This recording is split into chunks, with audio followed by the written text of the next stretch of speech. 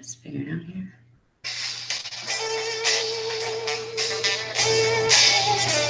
Got a little bit of strange brew going on. We're gonna start with the dance party. We get ourselves all set up.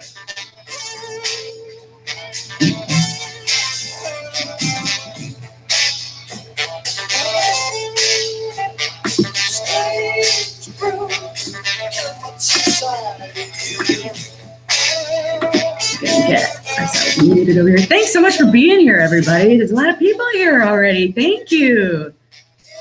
All right.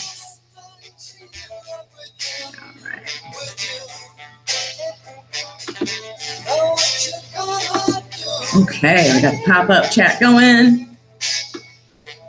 All right.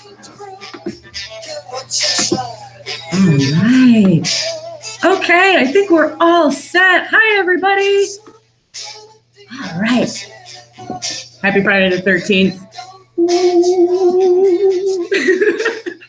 It's going to be kind of really fun, spooky conversation today. I'm really, really pumped to have two of my favorite witches and favorite people, Joey Morris and Cris Ashburn, here today. Hello, everybody. To talk to us about dark goddess energy and how it relates to the creative process. So let's get started. You guys want to quick introduce yourself and tell everybody just like a little bit about what it is that you do? Sure. Joey, you want to go first? Sure. Wow. Okay. I do a little bit of everything on the spiritual side of things. I probably, if I have to pick one word, I'd probably go with like a creatrix. I have a physical store. I make physical products. I make candles and incenses and smudges and all sorts of things to do with helping people in their spiritual practice. And also I have my own YouTube channel and we discuss spirituality in depth. I have my own Patreon in there. We talk about Ogham and Celtic witchcraft in particular in depth. I work with the Dark Goddess Morrigan, and a lot of what I cover and talk about and help people with is often to do with healing things that are been traumatic in their pasts in this lifetime. So we talk a lot about warrior energies and getting through things together and dealing with shadow work. And I also am an author. Yay! I think that's everything. We'll talk a little bit more about that later on in the broadcast too. I'm pretty excited to touch on that. So Cris, do you want to tell them a little bit about you and what you do? Yeah, let me make sure that I have a microphone. There we go. Yay! For some reason, it always wants to default on my camera. Yeah, so I am a death midwife, which we'll be talking a little more about later. And then I am also a priestess, psychopomp, and orator for the dead. So I work a lot with ancestral work. I work a lot with the in-between kind of thing. So the liminal space, spirit work is a part of that. And a lot of people tend to come to me that have kind of lost their path in terms of spirituality and they don't really know where they're going, or they're kind of like in the middle of the crossroads looking at all the roads like, what the hell?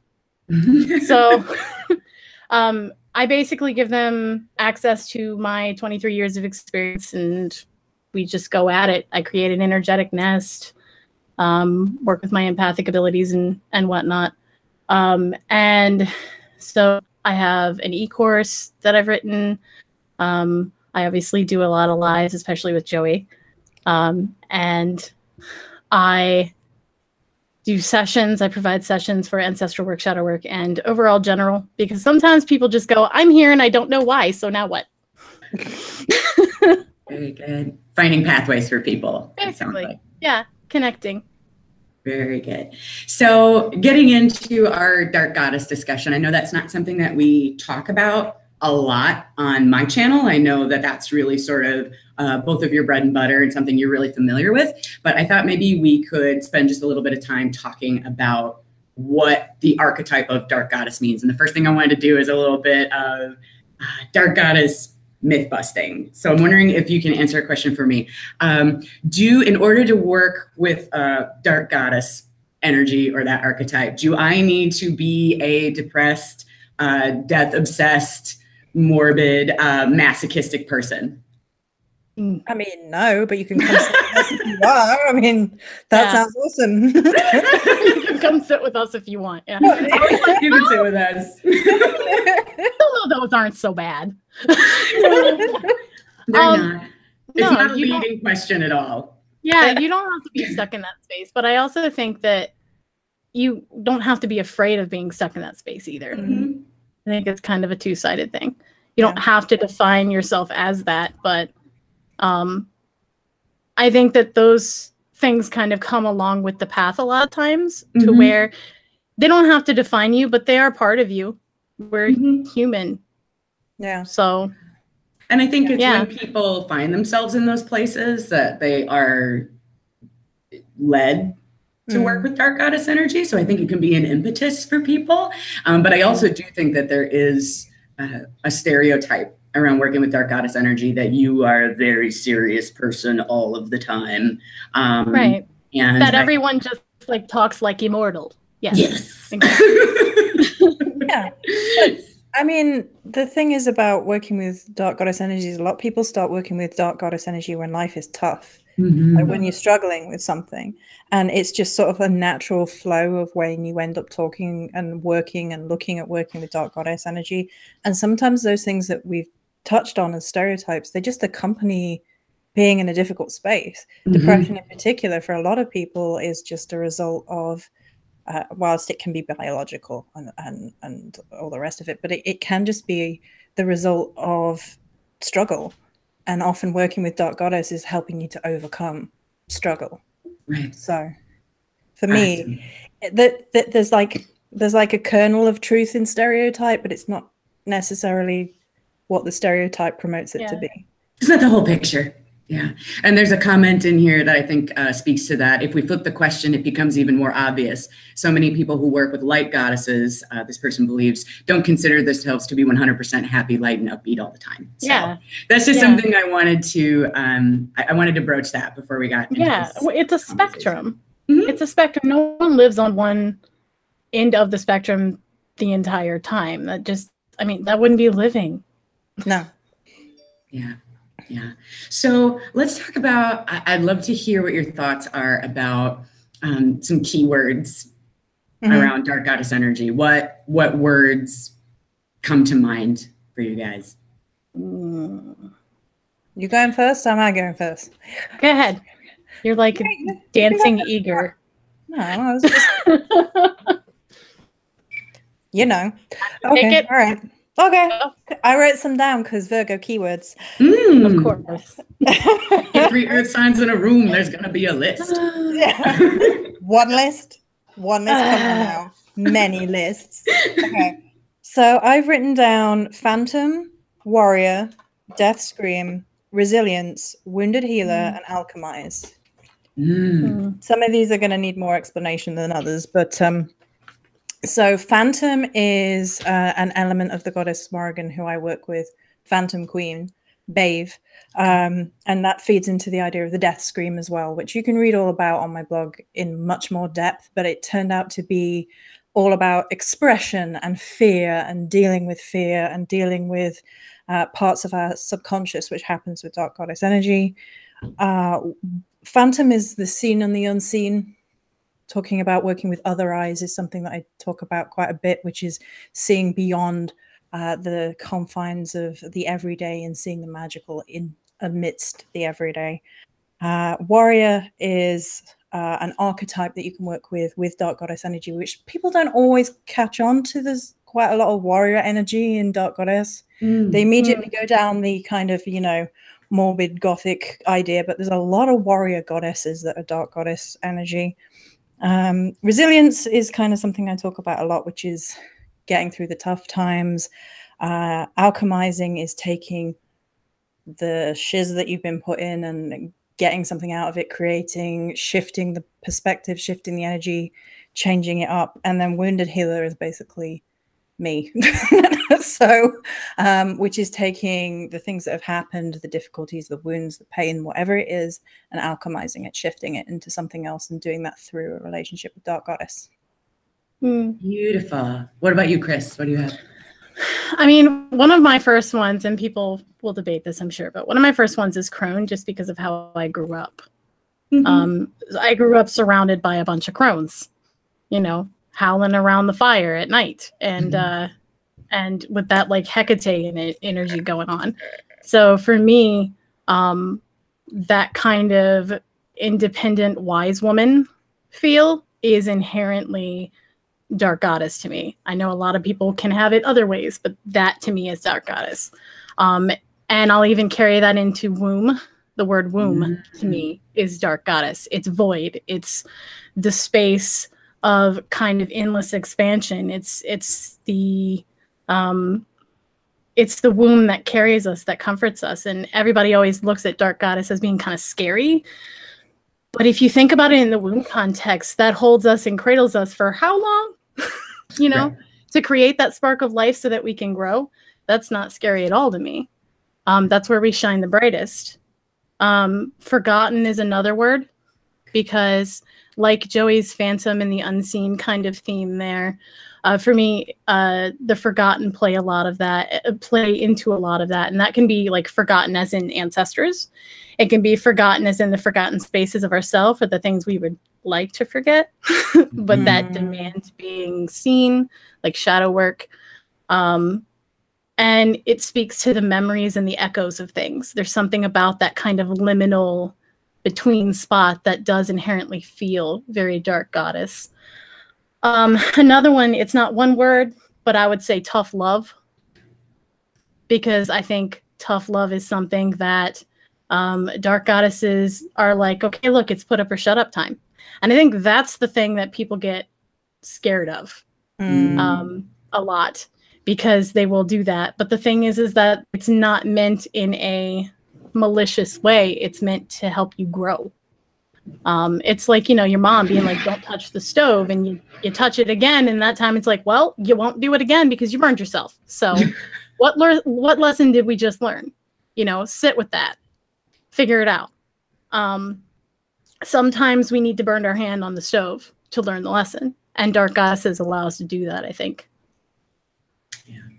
The words that came to mind for me when I was putting this discussion together were void, which I think we had already touched on, and there's a lot of activity around that in the chat as well, sort of that, and emptiness. And that doesn't necessarily, you know, an emptiness in a negative way, but just a space of possibility. So again, yeah, that void. Sovereignty was another one that came up for me, as well as regeneration. So I know there's some commentary going on in the chat as well about relating to dark goddess energy in terms of the earth as well. And that's one of those places for me, that cyclic sort of regeneration, life, death, life cycle. So that's really interesting that it seems like there's a really broad spectrum of what people associate with that energy. So we were talking about before how dark goddess energy is really process oriented. So I wanted to talk a little bit about creative process with you guys, cycles, transformation, the relationship with death and change within ourselves. And I thought maybe we could touch on cycles first. So are there times, either in the day, during the week, during the course of a year, that you feel more creative and outward versus times when you feel like it's more appropriate to hibernate and go within, maybe have some of these experiences a little more privately? Can you guys speak to that a little bit? We're going to have the same answer. I'm telling you right now. That's okay. Go ahead, Joey. I went first last time. So the time that I actually feel like the least creative and like I want to sleep is full moon in a month. Like the full moon and leading into the full moon, quite often it's quite overwhelming for me.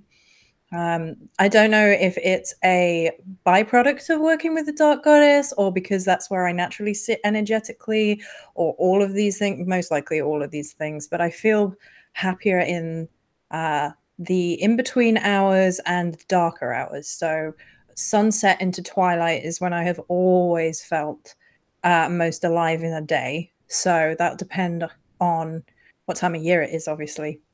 But when you're getting into the sun setting and the purples and the blues and the nights coming in, but we're not quite there yet, that's my favorite time. And I always feel energetically most alive at that point. And I prefer the dark half of the year, such as they label it, which is autumn and winter, basically. I prefer that a whole lot more. And once I get into September, I feel a huge sigh of relief, like energetically for me, because I'm not a summer person. And when I get into that, finally, we're cooling down, the leaves start turning, I'm like, oh, yes. I'm a big autumn fan, and new moon and dark moon with it. So they kind of mirror into every energy with every cycle. So there's a time of the day which feels maybe dark goddessy, and that's why I feel more comfortable in it.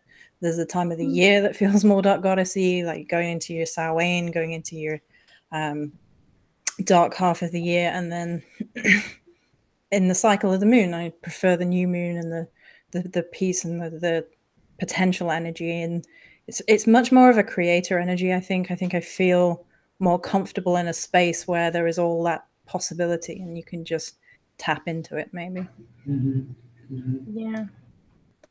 Yeah, I think for me it's the middle of the night when everybody else is asleep, the silent there, especially like I particularly like driving at night when no one else is awake, like, you know, like 3 a.m. 4 a.m. when like no one is asleep. Or no one is awake, no one's out, no one needs to be out really, except for like the really early shifters. And the stillness there, I think, is my favorite. That's when I get really creative. That's when I get like my second round of energy if I'm still up, which I try to go to sleep, but you know, I was raised by 2 graveyard shifters, so that's interesting. Yeah, so that's my favorite time. And then of the year, I agree with Joey. It's definitely like the waning half. It's, you know, September comes and it's like, hey, I'm alive again. Let's do this. You know? Yeah. And then like come January, I start kind of like bedding down and calming down. And then I wake back up. It's September. Y'all let me know. Like I have a hard time actually celebrating a lot of the Sabbats during like spring and summer and getting into them, because I'm like, I mean, it's cool and I get it, but yeah, it's not let as me exciting. know when Mabon comes. Yeah. I'm personally starting to feel like the course of my year is a little less about like the light half and the dark half, and more about an idea I heard from Henry Rollins about some years are inhale years, where you're spending a lot of time gathering inspiration and taking in energy and learning about a lot of things and going places. And then there are exhale years where you're sort of bedding down and sort of processing all the things you went through. And I thought, you know what, I think that's actually a more realistic way of relating to the year and what my own personal cycles of creativity are like. Like during the summer, so our light half of the year feels, there's a lot of doing.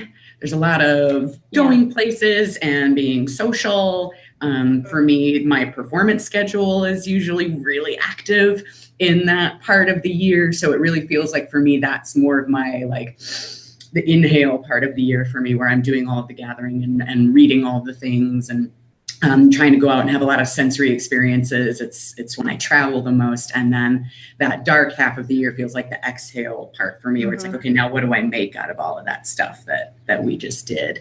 So I think they're both creative processes, but coming from a different You have to work with them in very different ways. Yeah. Definitely. So, okay. I'm going to try to do my best, you guys, to keep up with the chat, because there is so much interesting stuff going on in here. So I'm sorry if I don't get to reading your comment, because there's a lot of really thoughtful stuff going on in here. But we are going to have some time at the end. If you have some specific questions that you'd like to ask anybody, we'll pop those all in towards the end, because there's no way I could really keep up with all of it. But it's awesome. Keep it going. This is really interesting. So let's talk a little bit about how we each sort of express our creativity, because I know we all do some very different things. And I thought it might be fun to just kind of touch on that and give people some perspective on that, not necessarily just as far as like magical services and things like that, but like the physical stuff that you do to express your creativity. Cris, honey, you want to go first? Sure. I think one of my main things for me, I mean, obviously I have my work that I do, as you mentioned. So my services and things are a big outlet for me. Yeah. Because I adapt them to the individual every time. So no one is alike ever. So that's creative. But I think for me personally, within my own space, music is a big part of it. It's singing, it's using my voice. I mean, you and I have talked about how, like, and actually all three of us have talked about how when you sing, it's like an energetic channel. You just like, it's like a focus, and it's not like it is. And so for me, when I'm feeling stressed or I need to just feel kind of like burst open in a good way, you know, like, and just let it out, I will go sing. And I'll belt, or I'll, you know, sing something soft and emotional or whatever. Sometimes I sit at the altar and just kind of harmonize, sing whatever feels right. And the sound helps a lot. And I find that I'll literally be shaking from the adrenaline. And it puts me in that space of like, yeah, we can go high with the note, we can go low with the note, we can manipulate the energy however we want, and play with it to play, not to be anything else, but to play. And I think there's something really sacred and special in that space and that mindset of like that kid twirling in the field, you know, that's like, yeah, I might fall down, but this is really fun. So it definitely like feeds that, I think. And then also, you know, those nights, those middle spots, those like 3 a.m., 4 a.m. times when everybody else is quiet so you can hear yourself really clearly. And in between those things you hear, you can pick up ideas. I'm going to interject there too. I also know that you're a designer. So you do graphic design for people as well. And I also think about you as a ritual artist as well. So at least from my perspective, from our conversations that we've had. That's something that the ritual artist stuff is definitely something that I've picked up the baton for, I guess you might say, in more recent years when I was priestess. My mother was always the one who kind of did the rituals and led everything and made her own stuff there. And it was a big deal picking that up. I definitely have. I mean, on Patreon, I do ritual and stuff. And there was a newsletter where for a while I was doing, or my current newsletter, for a while I was doing new moon drummings and everything, and heartbeat drummings. And then Joey and I also on our podcast do meditative journeys, which are freaking amazing. And I love doing the soundscapes for that, working with sound again and kind of manipulating it into that landscape in your head. I do graphic design a lot too. I help people out. A lot of my friends. She built my entire website. She built my entire damn website because I was completely lost. I knew what I wanted, but I was completely lost, and I was like, "Help!" Yeah, I did. Please help me.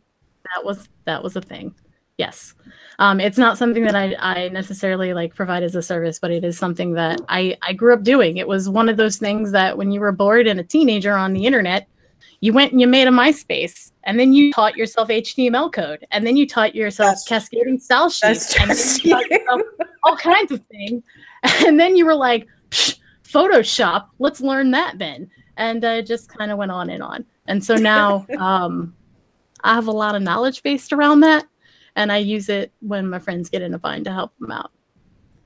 Awesome. So another creative arm. Yes, absolutely. definitely. Joey, you want to talk a little bit about that? Well, like, it might be a shorter list to talk about what you don't do. It might be. I thought of a succinct way of putting it, actually. So we're all right. I was sat here the whole time, Chris was talking about it like, shit, I need a succinct way of saying what it is that I do. Okay. So yeah, you have fun with this one. Go ahead. So I think I'm an energetic storyteller.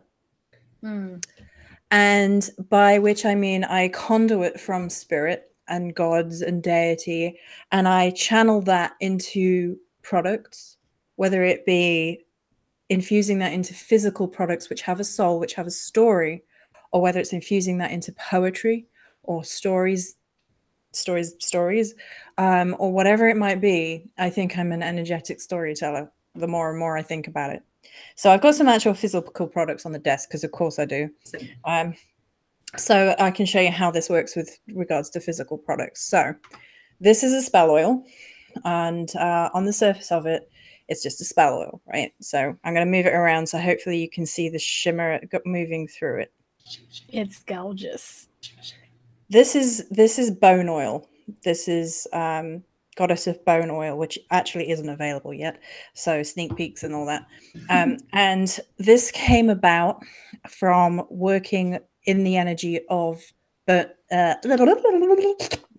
bone and dirt, which is two elements of something that I'm working on going forward for a course. But it's to do with getting back to a sense of who we are underneath, but beyond sanitization. It's not who you were told to be. Like, one of my favorite quotes of all time is, "You were wild once. Don't let them tame you." And so that's about like peeling back the layers of who you've been told to be, which I think is a very dark goddess thing.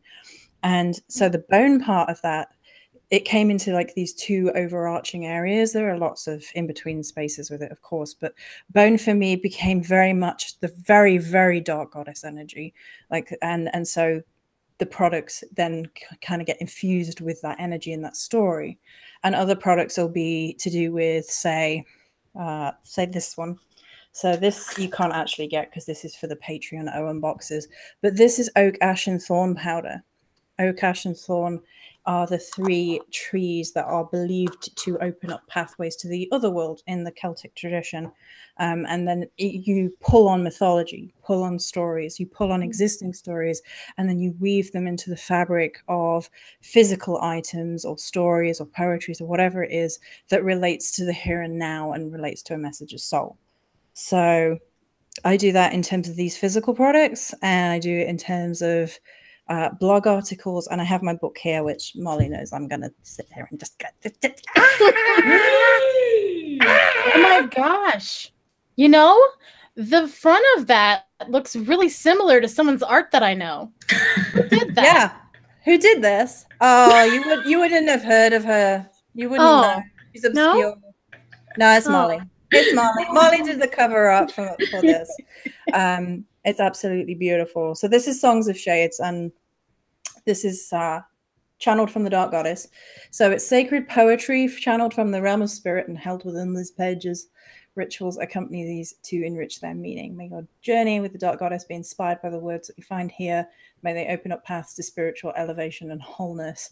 And it's to do with alchemizing troubled times into power and beauty and things that help. So you did I wrote a thing. So yeah. So this is my latest thing, and I'm still super freaking excited that it's an actual physical book right now. So I already ordered my copy. I'm waiting. Yeah, thank you for touching on all of that stuff. Part of the reason I wanted to ask that question is something that people come to me with pretty often is, saying that they're not creative because they're not painters, and they don't know how to kind of cross that bridge between bringing parts of their spiritual practice into their creative lives. They see them as these two very separate, distinct things. When and listening to you guys explain what it is that you do and how you incorporate that energy, like you really do. You're already meshing them together. You just need to make sort of that in your mind. So there's really a broad array of things. There's also like the do-it-yourselfers and stuff. That's like the epitome of creativity to me. Like the people who go out and they find like an old chair, they bring it home and they make it into a desk. Like, what? That's amazing.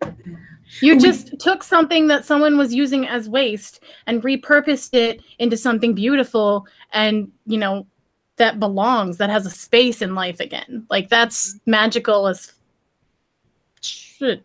I don't know if you cuss here. Girl, we cuss here all fucking day long. Sorry, guys, if that bothers you, but it's true. I do. I swear, and I swear all the time. I like how you slowed down. Like, I was like, I'm not sure. We have some questions in the chat for Joey about where can they find your book.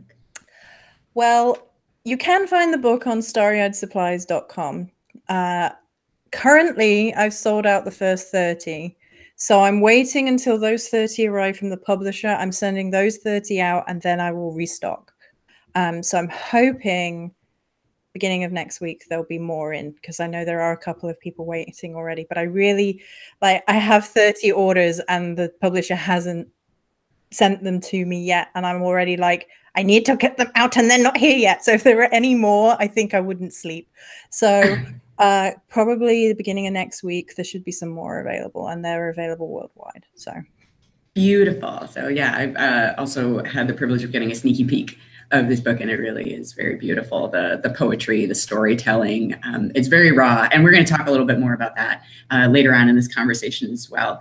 So moving from that, so all three of us are kind of in an interesting situation where we are all creative for a living, whether that be content creation or product creation, whatever that is. When you're creative for a living, I think it is definitely a lot of work and has to get worked into your routine about how it is you are going to refill your own cup. So I'm curious to hear from you guys about what it is that you do, or places you go, whether those be resources or physical places, whatever it is, to sort of fill up your own cup and find inspiration for the work that you're going to make.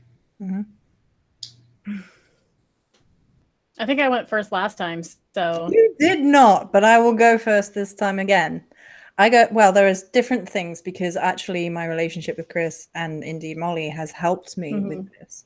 I don't tend to run out of creative ideas as often as, like, a lot of people really struggle with this. It's not something, I sound like a bit of a meh when I say it, but it's not something I have struggled with a whole lot, because I tend to be switched on creatively, like probably too much. Like sometimes I have to force myself to stop. I have to force myself to have a break. I have to force myself to not work, because I love what I do. And I'm not always like, oh, we could do this. Oh, we could do that. Oh, we could do this. And then I have to actually stop myself. So I'm kind of the opposite. But I've found that when working with people like Cris and things, like if Cris is having a Cancer Moon moment, by the way, this is a comic that Molly needs to draw for us. So there is the Cancer Moon thing that happens with Chris's astrological chart. Her moon is in Cancer, and her little crab goes, I'm having a feeling. I know what I want. Help. I know there's a feeling. There's a feeling right here, and I'm in it. It's strong. It's poignant. What is the word for it? Yeah. And then my Taurus moon comes in with this little aviator hat and a net on, and its little net like goes in for the Cancer crab, lifts it up, and goes this word. And so we actually help each other alchemize. And I'm like, I found a current. Yes. And it's actually been it's been a dark goddess experience for me, actually, because I had difficulty trusting women because of the situation that I grew up in, because I was taught not to trust women, because I have had some negative experiences in the creative fields with women and in general with women. And so my relationship with both Molly and Cris has really helped me to start to heal and alchemize that wound, because I can sit there and talk to Cris and be like, right, we're just going to help you today. And we look at what Cris is wanting from, say it's an e-course. I'm making it up now, but say it's an e-course and she's got this idea and she's not sure about it. And we'll talk about some of the shadow work stuff behind it. And she'll get to the point and she's like, yeah, but did I do this or did you do this? And I'm like, you freaking did it. I was just here to help. And she'll do the same with me. So it's a trust thing that's actually happened, which is really lovely. And I think we all feed each other. So if one of us is feeling a bit like, I don't know if I can do this anymore, or I'm having a really bad day, or I've had a whole load of trolley hate, or whatever it is. And then other people can like come in that kind of sisterhood thing that I never thought I would have, and be like, you got this. Come on, you got this. We know you got this. You're a freaking warrior. Stand the hell up. Yeah, and it can get dark gossipy, which I think is an honest sign of friendship, is when they're like, bitch. Like, I love you. Here's Let's stand up. For real, though. Let's go. We all do that for each other, and it helps hugely. So there you go. I think, yeah, those trusted friendships are definitely a place that we go to for inspiration and support, for sure. Yeah. What about you, Cris? So I was sitting here thinking as she was talking, and so the trust thing that she was talking about bouncing it off of each other, it's essentially what my mom and I called soundboarding. We just use the other person as a soundboard, and it's like, look, I don't need you to necessarily problem solve right now. I just need to like say this and bring it into the tangible, and then I can kind of look at it from there. So just kind of, can you hold space for me while I'm doing this, and then like look at it, and then, you know, if I need help looking at it, then cool. But I think that's a big thing, is to soundboard, but to have a safe space to do that in. And then I also think going outside is another one, because a lot of times if I need inspiration, or I'm like, I don't know what I'm doing, or maybe, you know, just like I've been around technology a little too much lately, I need to disconnect, I'll go for a walk. And a lot of times animals will catch my attention. I'll find things on the ground, different things, different signs that happen. So it's kind of an augury kind of moment, divination via nature, messages from that. So that helps a lot, I think, for me.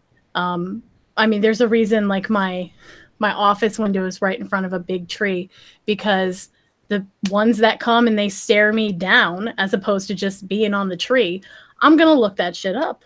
I'm going to see what it meant. I'm going to try and work that into my thing and see like, okay, what's happening? What's this stir? Who are they, you know, what are they bringing to my doorstep essentially that I need to pay attention to right now? So that was a big part of my growing up, right? My mom's always been like, oh, what did that mean? Oh, what did this mean? Oh, that's interesting that they chose the blue one. So it's kind of like scrying life is one of those things. Or Joey also calls it having your finger on the witch pulse. I've heard her say, and I kind of see it as something very similar to that. It's kind of stopping and listening, being still in that moment instead of going, crap, I gotta do, what do I have to do? Oh no. You know, you just kind of go, all right, what is it? And you wait, and you don't ask again. You just wait. Because if you're asking again, you can't listen. Isn't that's a thing in the I Ching, correct? Like there's actually like a hexagram that says like, stop asking me questions, you're bugging me. I think that's actually a thing. If anybody knows what that is, or if I'm incorrect on that, let me know in the chat, but I'm pretty sure that's... I know also there's a saying that I just said to Joey the other day on a live, which is we have 2 ears and 1 mouth, so we can listen twice as much as we speak. And I think even if it's our mental mouth, that should still apply. And I think it's true. Speaking to the spiritual. What you were saying about getting outside, I think that's a big place that I'll go to replenish. Just being in a non-human centric place. Yes. So I live in a pretty dense urban area, so going to the woods is something that usually I need to reserve for a weekend or make plans to do. But just getting sort of out of the confines of the house, going for that meditative walk that you're talking about, I think the scrying life is a really interesting way to put that. But yeah, being in sort of non-human centric places to kind of get some perspective and maybe just allow some other thoughts to come through that aren't necessarily to-do list oriented. Or social media chatter. I think unplugging is a big thing for me. I gotta do this. Did I check that notification? Like there's a lot of chatter in there, but also something that's especially nice that I like to do, because you made me think of this, is when I'm walking, I like to put on my earphones and I like to pull up like Spotify. And instead of having an assigned playlist, I do like a shuffle where it just discovers things. And I listen, and I'll use that also to divine. Yeah, I'll use that to kind of pull up messages and you know, just kind of have it playing in the background while your thoughts are going, and then something just kind of grabs you, and you're like, oh, okay, all right, you know, like that one, so I can like go back later and really pull on it. So that's another way, is like it's just listening.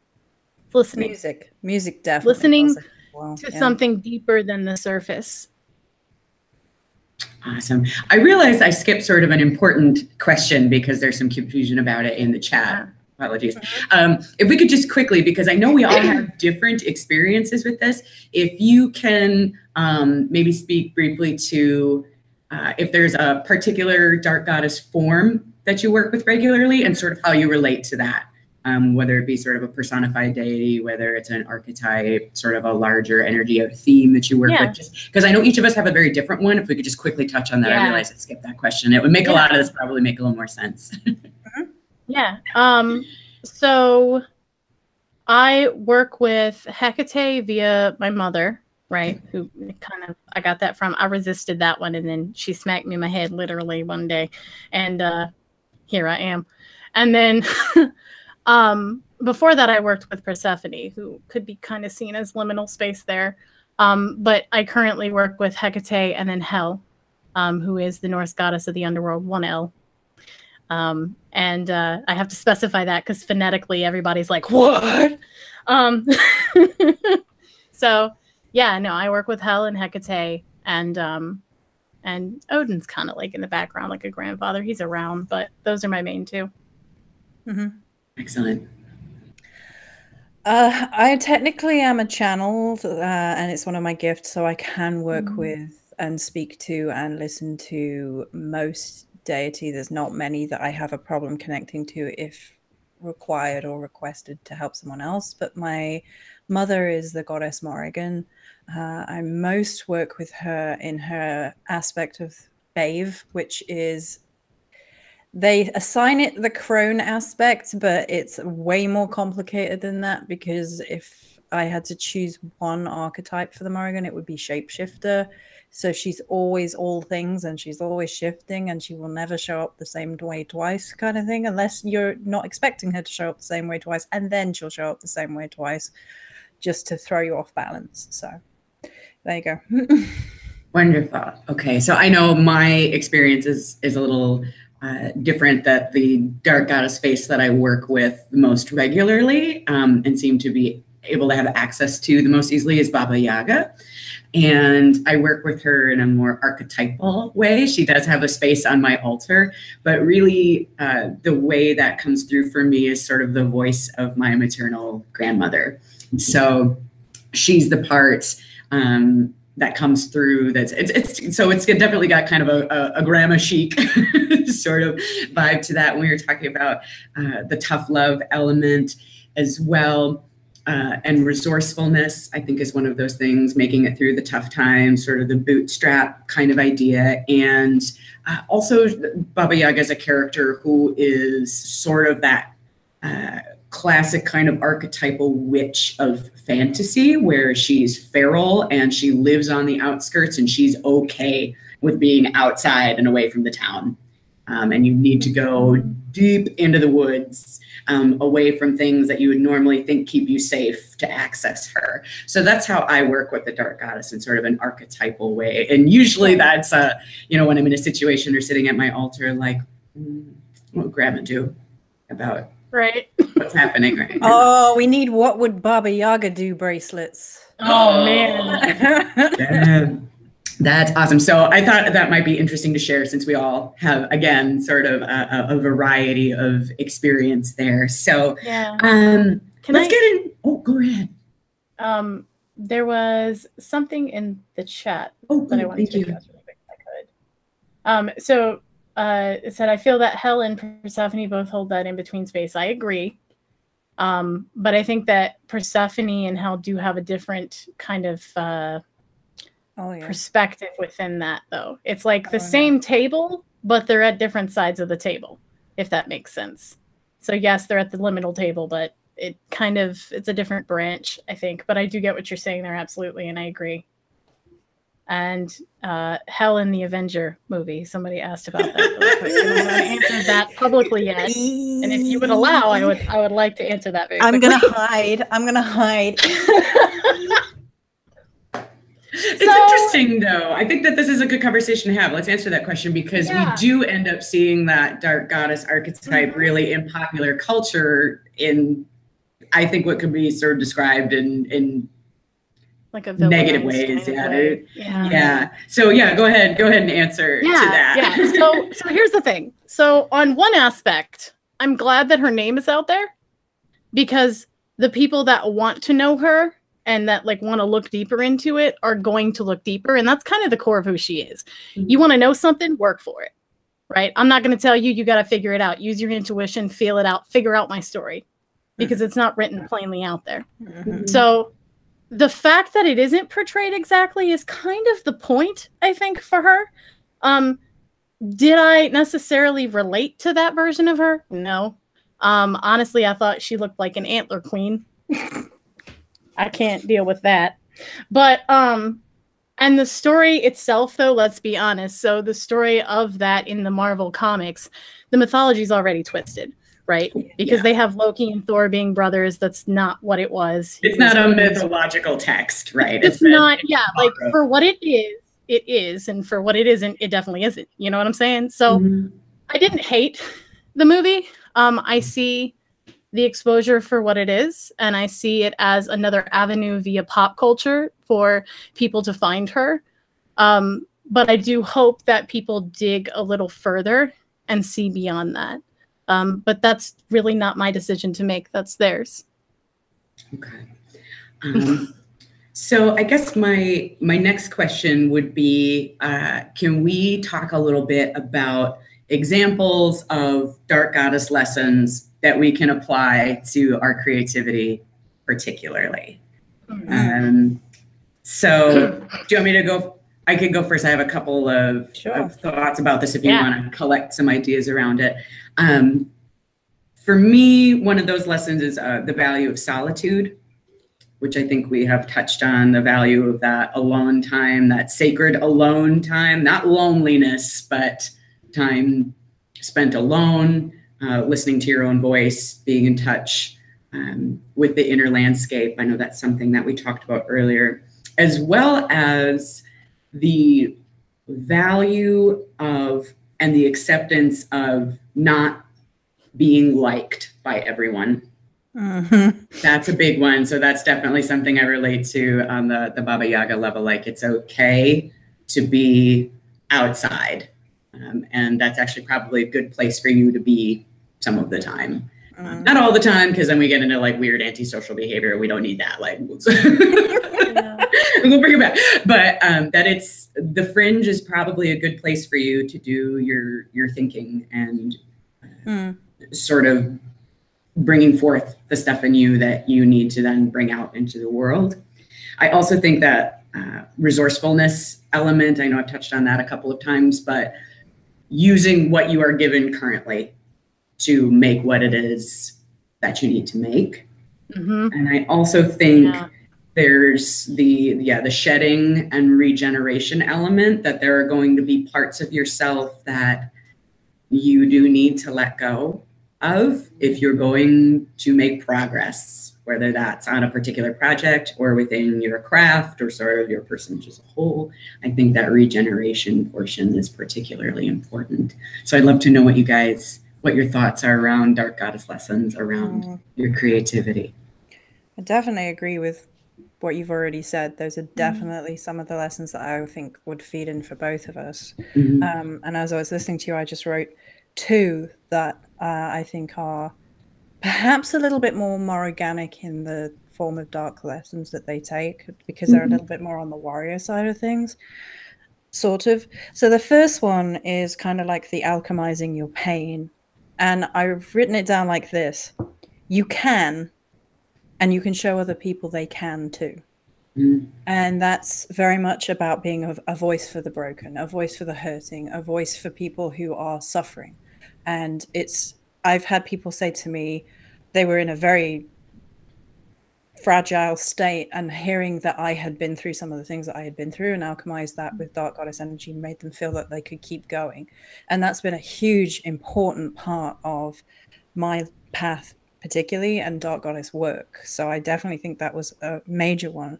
And two is kind of a little bit an offshoot of that, and a little bit of an offshoot of what Molly said as well, which is, what do you stand for? And originally I was thinking about what is it would you fight for, but I don't know that it's necessarily fight is the right word right now, because we've been talking about Dark Goddess Rising. So what do you stand for? And, you know, what do you stand in the way of? What do you speak for? What do you believe in? And it's not wavering in the face of hatred that might come your way, or people trying to bully you into being quiet, or people trying to sort of derail you, or mock you and drag you down. And it's very much about, no, what do you stand for? So that's two things that I think are very Dark Goddess about. And it can be, creativity does come into it, because you have to create that energy, that platform, the way that you speak to people, the way that you relate your circumstances. So it's not as much as, it's not like this thing happened to me and I'm a victim. It's this thing happened to me and this is how it happened, and this is what it did to me, and this is how I alchemized that at the time, and then a little bit later, and now what does it mean? Now it means that I'm not just a survivor, I'm a warrior, and you too can get to that place.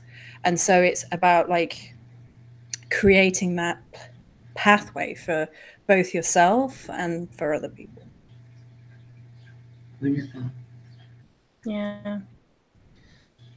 I think one of my biggest ones has been voice. That's been one that I've been working on a lot, in terms of speaking when I need to speak, versus talking over people. Because I've always had kind of the fear of talking over someone, to the extent that I will tend to be more quiet. And I overcorrect, right? So that's something that I've been working on, in terms of like, no, this is how I feel, and this is what I'm going to say, and you're either my people or you're not. And that isn't meant with malice. It just is what it is. Like, you know, I stand, like Joey said. And a mountain doesn't have to justify why it's a mountain or why it takes up the space it does. It just is. And it belongs there. So that's definitely one. I think there's also an element of like nothing being wasted, right? Like we tend to think of like an end as that's it, that's the end, and then whatever, like we've wasted all this time. And it's like, no, but what really is waste? You know, the old like one man's trash is another man's lover kind of, you know, quote. People can find beauty in all kinds of things. They can find uses for all kinds of things if they just shift perspective. And I think that's definitely a Dark Goddess lesson, to be able to go, you know what? I see that this is a flower, but I'm gonna do something else with it. I'm gonna make it into something else. To go, yep, I see that this is a rule as you have presented it to me. But you know what? It can also be this thing. It can also mean this. What if? What if? And I think Dark Goddess energy kind of brings that lesson of like, you get to define for yourself. You don't have to take the platter as it was served to you. You don't have to take, you know, all of the different elements. You can make a sandwich and leave out stuff, or like leave in things, or put it all on there and just go crazy. Death sandwich. Sandwich. But I think it's definitely like an independent choice within that. I also think that pain has meaning. Mm-hmm. That's another one with them, with mourning and everything. It was a long process with me. How I got into a lot of the stuff that I do was from my dad's death several years ago. And that kind of shifted. And I already had like a very kind of strange fascination with death, if you will. But then when that happened, it was like, okay, this is right at my doorstep. How do you process it when it becomes this real? Right. What is this for? What do you do with it? How do you alchemize this? Like, what do you do with all of that? And the way that we do it is to give something meaning. We have to figure out where the meaning is for us, though. It's not just this like overall meaning. And so I talk about pain lessons a lot, particularly with hell. We work very closely in terms of that aspect. And And a lot of times pain is, it's seen as a release. It's a leak, so that we can kind of, I wrote a blog a while back that said it's the hole through which we reach out and touch one another, you know, that wound. So pain has meaning.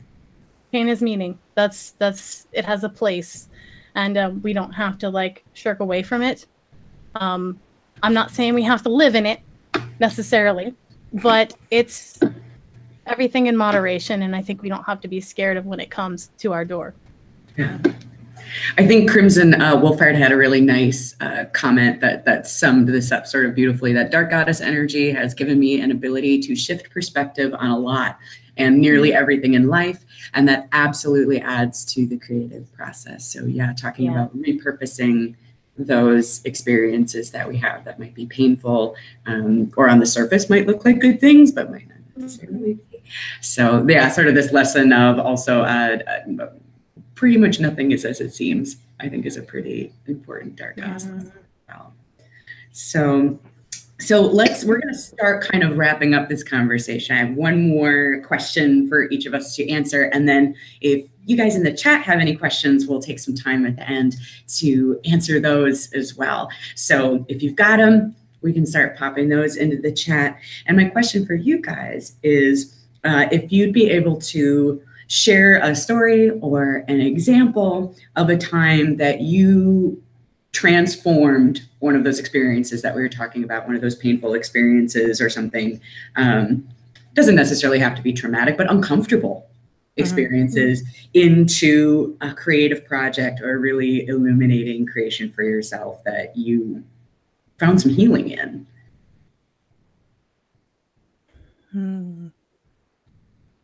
Are you going first this time? You're giving me eyebrows. Sure. I mean, the most immediate one is the one I'm doing now, so I can't talk a whole lot about the outcome, but I can give some, I can allude to things. So from the voice work that I've been doing that I mentioned, there was definitely an element of like not stepping on toes. Where do my edges brush against people versus where did they run up against me and go, hey, how dare you be here? And that happens. And so there was kind of like a whole process of that where I got very quiet and I got very kind of inward, because, you know, that's when you know who you are and where your ties are. You can see them clearer, right? Like I said earlier, sometimes you have to get away to be able to see all the pieces in the puzzle. And in doing that, I sat with it and I kind of, as Joey says, I alchemized it into a e-course. And I worked with kind of, one of my animals is the wolf. I work very, very strongly with the wolf.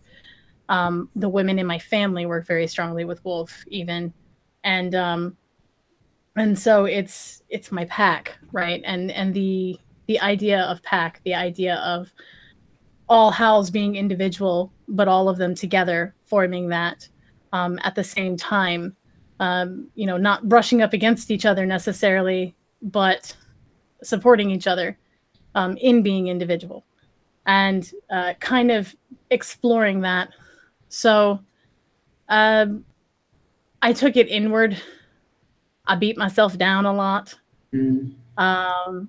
And then I went, you know, I kind of had like a 10 of Swords moment where it was like, okay, you can keep doing this, or you can find the meaning. Joey helped a lot with that too, because she just kicked my ass basically with that face, the sounding board. Joey got Chris's ancestors in her ear going, no, Joey, call her up. Don't take no for a fucking answer. You're like, we're talking to her and she's not freaking listening. So you go talk to her.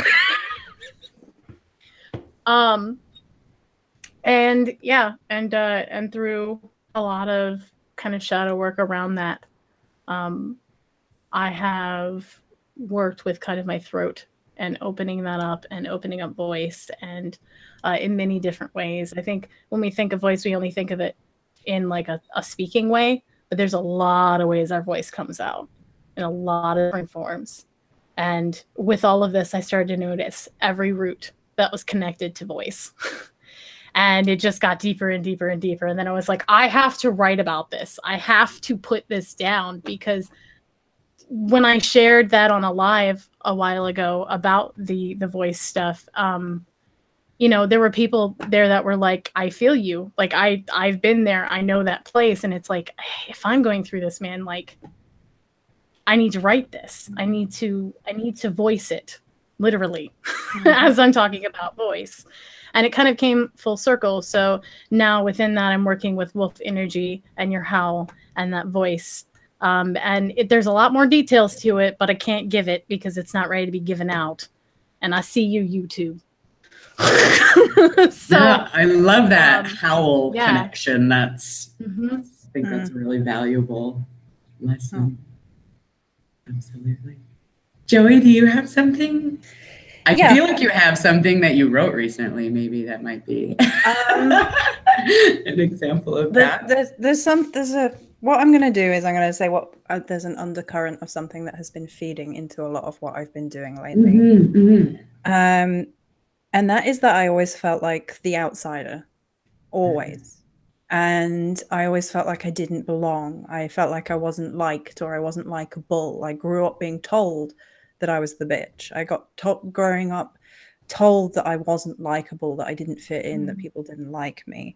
This continued throughout my life, and there's a lot of separate different instances of difficult situations where I've been told in relationships that you're too difficult, you're not lovable as a woman because you're too far outside of what people want from a woman. You know, you're too outspoken, you say what you think, you're too loud, you're too this, you're too that, you're too whatever it is. And actually it fed into a lot of the shadow work and the work that I have done over the years, because people still tell me nobody gives a shit what you say. So people still come to me and say, you have no right to be doing this. And so people still come to me and try and tear down what it is that I'm doing. And I've actually gotten to the place now where I can comfortably say, it's mine.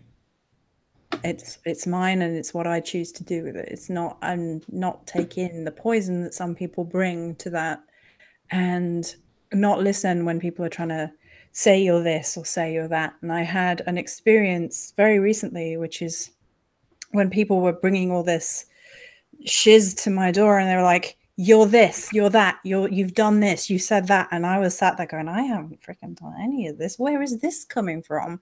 And I actually felt comfortable for the first time, just being like, I'm going to be here in this light.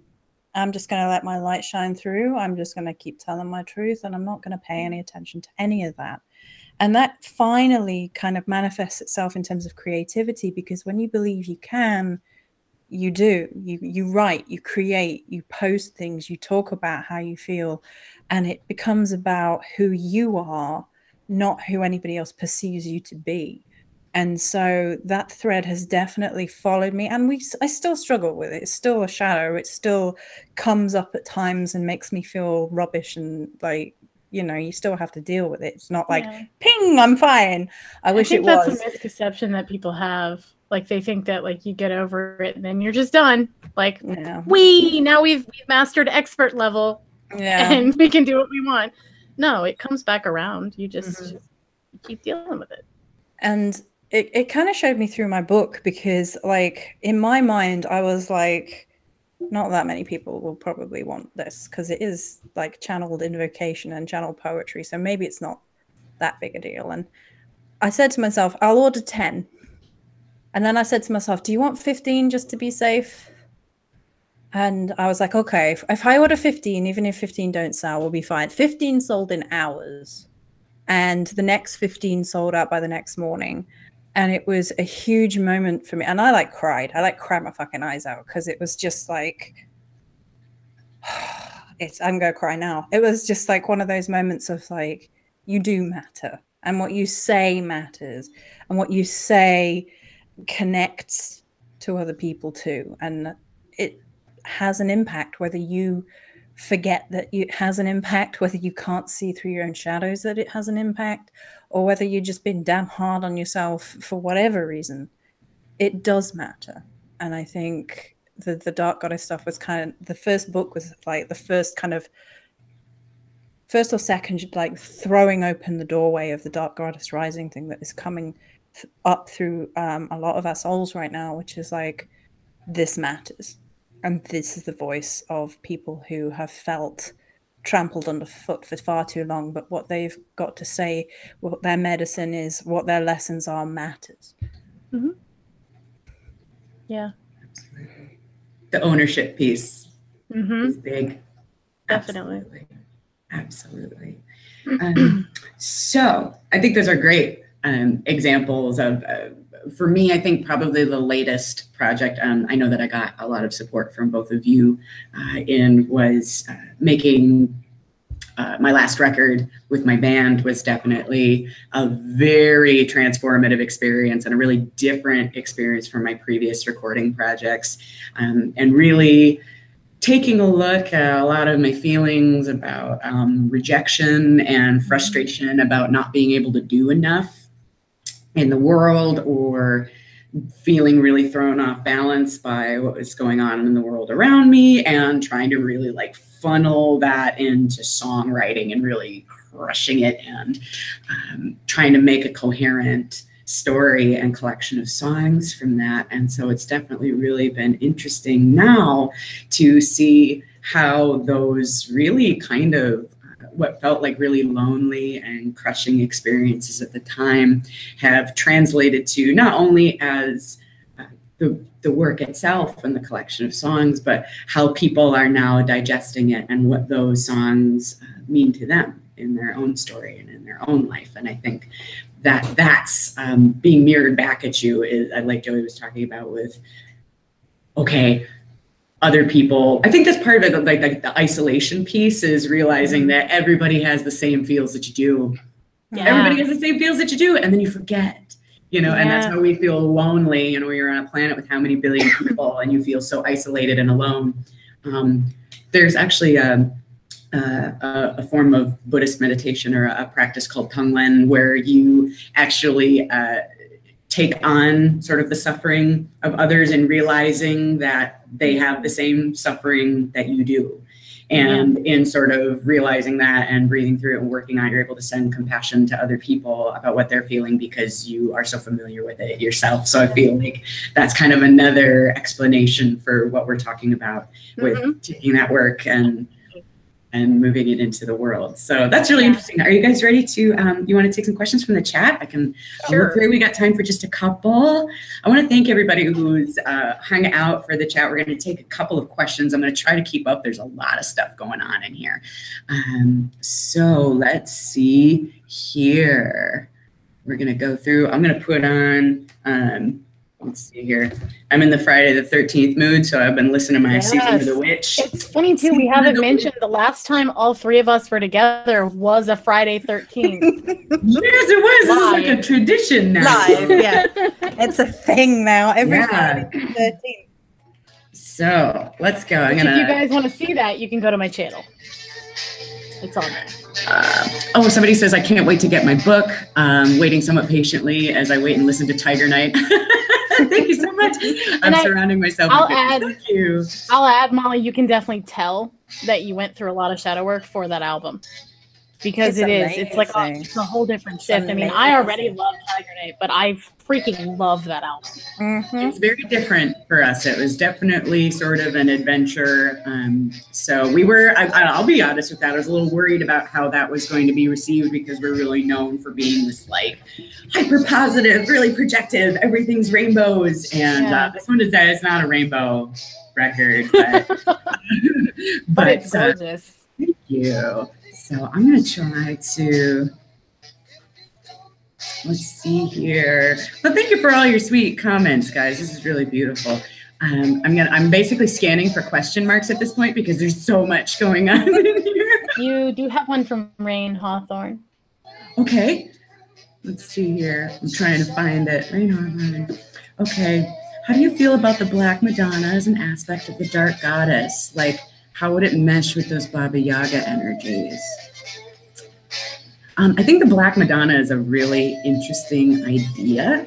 And I do relate to her in a certain way, but I'll be honest, I don't have any experience trying to squish them together. I think that they can all coexist. I'm one of those people who thinks that all divinities are different sequins sort of on the ball gown of consciousness. So I think you can relate to one or many and experience them in a lot of different ways, that it doesn't have to be one or the other, or figure out necessarily a way to smash them together, that they can be sort of individual and unique and beautiful in their own ways, but relate to sort of an overall shape. Does that make sense? I realize that that's kind of a big concept for us to hit really quickly. Thank you for your question. Let's see here. I'm going to scroll up a little bit because I know there were lots that were put in here. Have you ever stopped doing your art or creative work for a significant amount of time? And if so, why? And what were the effects? Do you guys have anything to speak to about that? No, never. Sorry. Yeah, right. I know that's a very long time. It's I've kind of see it as kind of like a river, and I've never wanted to get out of the river because I love the river. And there are definitely times where certain aspects of it, like particularly making YouTube videos, I get to a place where I'm like, I do not want to do that right now because YouTube is all sorts of crazy. But in terms of what I create in terms of whether it be written word or physical things, I love doing it. And I think that gets you through any periods of when you feel a bit down about it. It's like, if you really love it, you can always find something you really love about it. I guess I'd like to just quickly make a point about that it's okay to rest. It is totally possible to get burnt out on a project. And sometimes the best thing you can do, like I'll find if I'm really, really working on something really intensely because I feel like I'm supposed to do that, like my identity as an artist requires me to be high, functioning at a high level all of the time, is probably not super helpful because I find the tendency to, that'll smother. Yep. Project. Yeah. That's actually that's actually about what my answer was going to be. Yeah. You want to continue with that? Yeah. Yeah. I oftentimes I think that when I have like stopped and I start freaking out about that, like I will usually realize that I'm actually putting a lot of stress on myself and that I actually haven't really stopped. I just stopped perceiving it. I'm still doing things. I'm still like small things in life, like you get a pop or a soda, if you will, at the machine and you mix two together. That's not like a creative kind of venture. Come on. That's exploring. That's mixing things together. That's fusing things. I think we don't always see us doing it. You're always dreaming. Yeah. You're always dreaming. Yeah. Even if you're doing nothing else. Yeah. You're always exploring. And I think that sometimes we don't mean to, but maybe we take it for granted a little because we get so used to it. And then we think we're not doing enough because we don't think we're doing those big things. And sometimes even resting can be creative. I mean, you've never made a ritual bath just to rest and thrown in I don't know, we'll put some of this oil and we'll put some of these and some Epsom salt or something. I don't know. Fuck it. That's creative. Don't put chili oil in your bath, please. Please don't do that. Yes. Be careful. But I'm saying you've never kind of just spur of the moment made something like that when you are resting. You can totally do that. You can totally be creative and rest. And I think that we just look at it like those big milestones. And that's what we count. And I think we do ourselves a great disservice by doing that, unfortunately. Because then we put more pressure on ourselves and then we smother it up. Because then it's like we have to make the forest a tree. And if it's not this specific tree, it can't be a tree.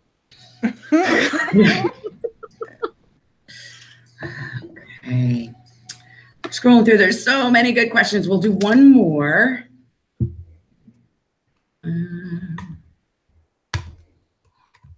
Let's see here. Okay, that's fine. I'm sorry if the music is too loud, honeys. We got that turned down and taken care of. Okay. Okay. So this is kind of an interesting question. When you address the dark goddess in prayer, invocation, so we're talking about sort of more personified deity approach here. What epithets do you like to use? And this is for you guys. Yeah, question for both of you. I often address her, I mean, first of all, hell and mom, but also, I made an ode a long time ago when I was first working with her. And it kind of starts out with like grandmother of the shadows of those forgotten and misled. And those are that's kind of the intro that I tend to use a lot with hell. With Hecate, she's mother of all mothers, grandmother of all grandmothers, you know, the ultimate womb with the spark in the center, she of the crossroads, you know, that kind of vibe, torchbearer, etc. But there's definitely a very like mother of my mothers kind of ancestry line. I can just see it multiplying as I say it. And it's like this kind of kaleidoscope of wombs that happens, and like straight to that center spark, that eternal flame. And that's kind of the vibe I get personally when I work with Hecate. I realize it's not everybody's. Some people are very like Greek with her specifically, but that's how I view her. So yeah, those are mine. Beautiful. Joey, do you have any that you'd like to share? I was trying to find a poem that would just sum it up, because I thought that would be a different way of showing how. Oh, that'd be a gorgeous way to wrap here. Yeah. So yeah. Oh, where's Woad Warrior? Okay. All right. The warrior in Woad. I am her, and she is me. The guardian in Woad. A story screams across the void, marked in battle lines. I hear her scream, guttering, the pitch-black chord of night. I am her, and she is me. There is no true divide. I cross the ocean bruised and weary to speak at fireside. The lightning calls as once it did, the drums of war unfold. I am her, and she is me, the warrior in Woad. Beautiful. I think that's a wonderful way for us to wrap. So would you guys like to let everybody know where they can find you? Together.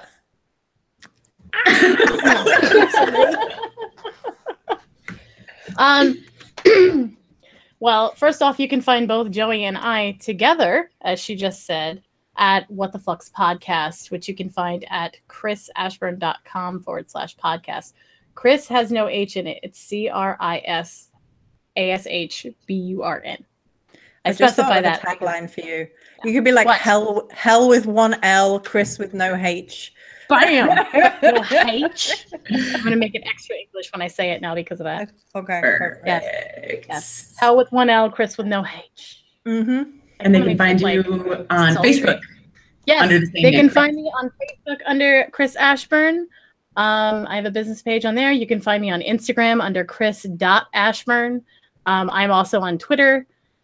Yeah, and then chrisashburn.com, again, no H, is where you can find all of my services, my sessions, and everything via that. I also have a Patreon under Cris Ashburn as well. Basically, just Cris Ashburn. Throw it in Google, and you'll find all of me.